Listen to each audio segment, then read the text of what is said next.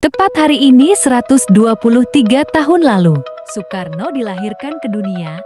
Semasa hidup, dia dikenal sebagai figur yang punya daya tarik besar. Berbagai hal terkait dirinya tak pernah berhenti dibicarakan sepanjang zaman. Salah satunya soal kesaktian dan hal-hal mistik menyangkut dirinya. Sejak kecil, Soekarno memang hidup dalam situasi zaman rakyat Jawa yang kental dengan nuansa mistik.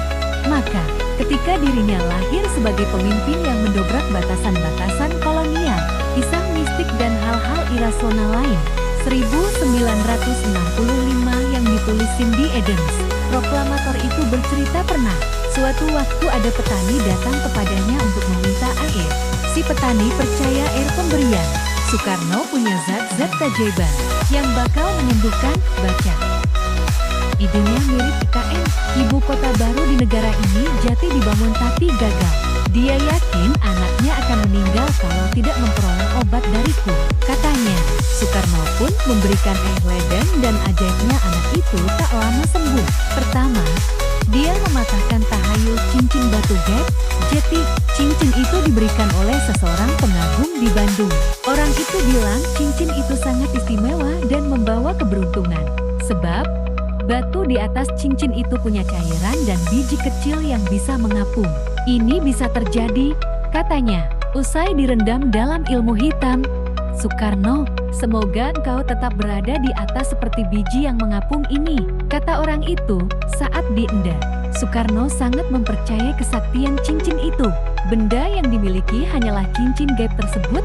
Dengan keadaan terpapar, dia menjual cincin kepada seorang pedagang dengan perasaan takut bahwa keberuntungan bakal hilang dari dirinya, retak karena bakal dapat kesialan jika melakukan. Pada titik inilah, dia merasa sudah bebas dari tahayul. Kedua, saat Soekarno mematahkan tahayul piring retak. Sebelumnya, dia percaya tak akan mau makan di piring.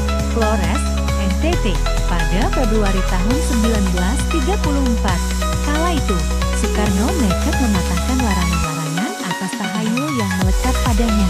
Hidup Soekarno masih aman-aman saja. Singkat cerita, hingga akhirnya, suatu hari dia tidak punya uang.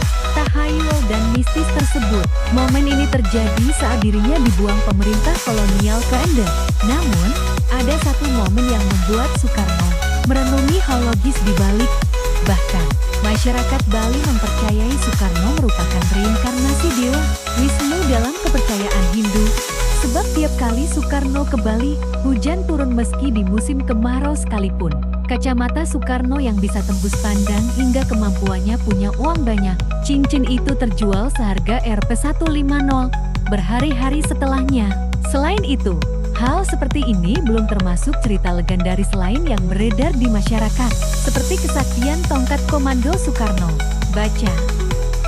Wanita asli gentayangi setan usai terima uang Rp7 tinggi. Dia pernah bercerita bahwa ada ibu hamil yang percaya sisa makanan Soekarno membawa keajaiban.